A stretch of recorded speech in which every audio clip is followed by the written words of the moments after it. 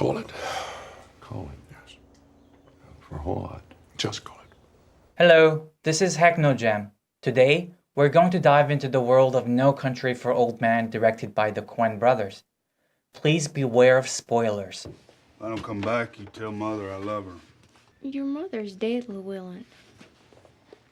The Coen brothers don't just simply tell stories. Well, then I'll tell her myself. They tell their stories, and most importantly, they tell the theme of the story through characters, whom each has their own unique perspective on what the story is about.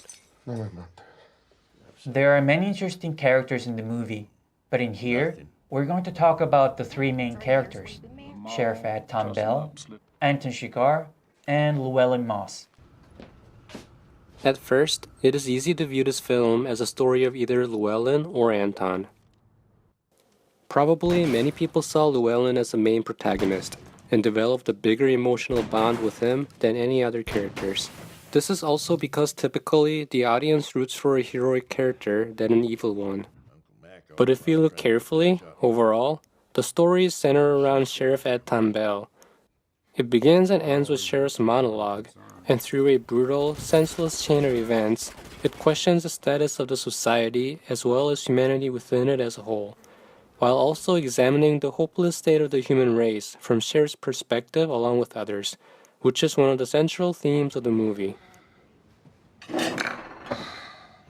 I was sheriff of this county when I was 25 years old. As we briefly mentioned, the movie begins with the sheriff's monologue, which sets his pessimistic view towards the world. Couple 45 ACPs.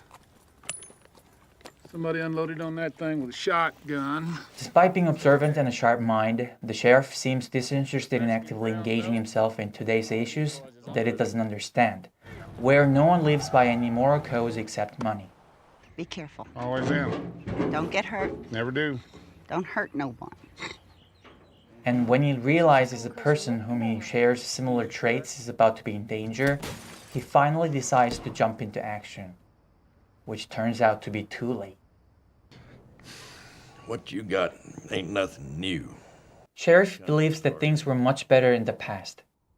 But when he learns that in fact human nature has always been evil, he finds an uncertainty in his view and hopelessly retires. He feels useless, completely out of place, as he cannot figure out what he can do to make a better world, hence where the title comes from. Next is our mysterious figure Anton Chigurh. On the surface, he's a psychopath who murders without hesitation for what he was hired for, but in fact, he has his own set of values. While the passive Sheriff Bell only chooses to look back at the past and fails to fulfill his role as a law enforcer, Anton, who is never motivated by money, believes that everything is determined by fate and kills anyone in his way by forcefully declaring himself to be the fate itself, often tossing a coin to decide someone's fate. This is the best I can do. Call it. Nonetheless, to the audience, this absurd, illogical way of manipulating people's lives makes him an unemotional, psychopathic juggernaut. Do you have any idea how crazy you are? However, there are some scenes that show how Coen Brothers don't necessarily agree with this way of controlling people's lives. With the exception of Llewellyn, whom gets killed by the Mexican gangs first, Anton never misses anyone he decides to kill, except for this bird on the bridge rail. In the book, there's a scene that isn't in the movie, where Sheriff Bell moves a dead hawk from the road, showing his respect for life.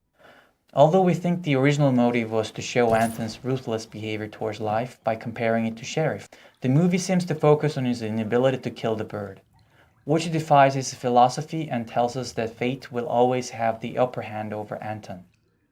The bird scene foreshadows the car accident scene in the end, which again shows that no one can predict or decide what's going to happen. Fate will always decide, not him. Which is why it's important to show the green light so that we know Anton didn't cause the accident. You hold still.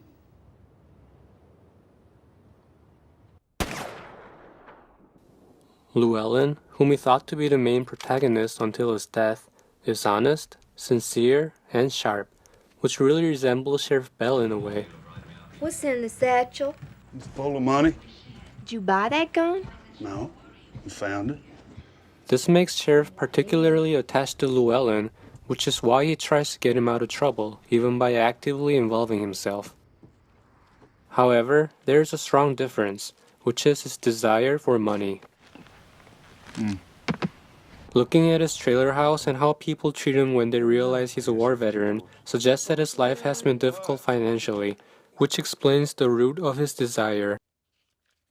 While Sheriff Bell retreats himself and Anton tries to dictate people's lives, Llewellyn tries to adapt to this world by pursuing money, one thing that everyone except Sheriff and Anton values. Overall, his character shows the inevitable struggle one must face once giving in to be part of the system. He is also a very confident man, as he thought he could get away with the money on his own. Unfortunately, his greed and conceit are what end up killing him and his wife in the end. Okay, give me the money. It's right here. Give me the clothes. Let him hold the money. You know part of that's mine, Franklin. You still got your damn shirt. Although money easily blinds people with greed throughout the movie, Llewellyn maintains his selflessness. Not only is he trying to make a better life for his wife, he even risks his life to help other people, which makes his life even harder than it is. Coen Brothers used these three characters to show their pessimistic view towards today's world. In this world, change doesn't happen at the hands of the people, no matter what they do. There just ain't no way. The Coen Brothers rightfully showcased their skills as directors, that it wasn't that hard to find how they used many different storytelling techniques in the right place at the right time. We'll go into the ones that really stood out the most. Normally, the character having more knowledge than the audience creates mystery, and the audience having more knowledge than the character creates suspense. Also, introducing a device by which a motive, a line of dialogue, a gesture, costume, prop, or any combination of these into a story only to be revealed later is called planting. And revealing the planted information to assume a new meaning is called payoff. Here are some more examples of how these techniques were used in the film. Yes, sir. I got it under control. Howdy. What's this about? Step out of that car, please, sir. I need you to step out of that car, sir.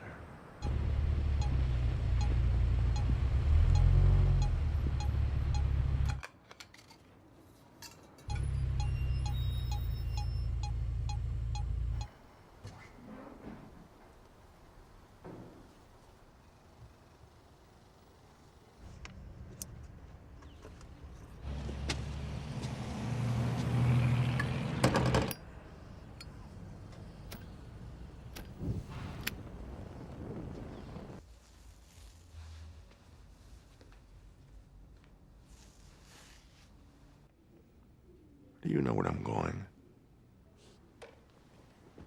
Yeah, I know where you're going.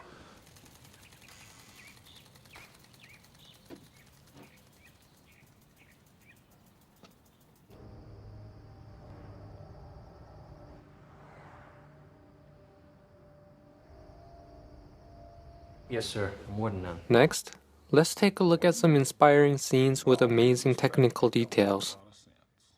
It wasn't that hard to notice how frequently the Coen Brothers utilized practical lightings and extras to add depth to the screen, which should be basic for them by now.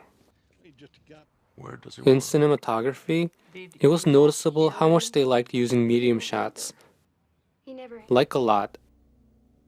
They often used medium shots where the actor is almost looking straight at the camera. This makes the audience feel like they're in the shot facing the person, which provides a sense of realism as well as tension. Here, a practical lighting that was knocked over is being used in creating the character's vibe. Sound design in the movie is something that is often overlooked. In the first murder scene, because we haven't seen the outside of the police station, the use of diegetic sound was very limited. And with their genius mind, they chose to use the sound of the train and the squeaky noise made by the boots on the rubber floor to maximize the tension of the murder. Coen Brothers chose these types of diegetic sounds over score music, intensifying each scene with realism that cannot be duplicated with anything else. Some people say that no score was used in the entire film, but it isn't true. All right. These are some other excellent detail direction done by the Coen Brothers. This is as great as a conversation scene could get. By fully utilizing both the background and foreground, left and right, as well as height, it provides dynamics to what could have been a very dull scene, while keeping the focus on Sheriff Bell the whole time so the audience knows whom they should pay attention to. When Anton kills the man who hired Carson, his back is turned against the accountant the whole time. Because you can't see Anton's face, you can't read his emotion, which makes him more mysterious and horrifying at the same time. This is an excellent way to visually tell a story without a single dialogue. While Sheriff Bell's camera slowly pushes in to show his hesitation to tell Carla Jean the truth, her camera pushes in more quickly to show her eagerness to learn what happened. Sheriff Bell slowly walks, then stops and lowers his head because he doesn't know how to tell her the news. But Carla Jean already knows. His gesture and the background have already told everything she needs to know. This is a big moment for Sheriff Bell, who is the only character with a character arc.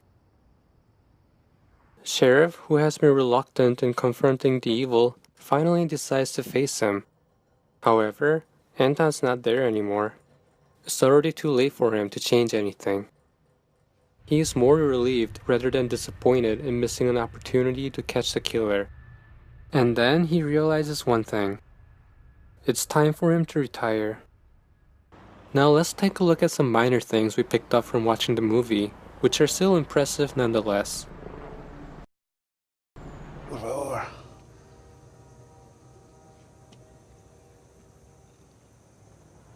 Why would we go to Odessa?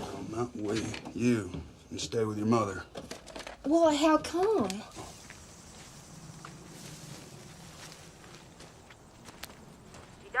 I don't care what time it is, and don't you hang up this phone. Discombobulated by no camp son-in-law. Just a goddamn homicidal lunatic, yeah, Tom. I'm not sure he's a lunatic. Yeah, well, what would you call him? However, there were some scenes that didn't match our expectation, which we gotta admit are pretty minor.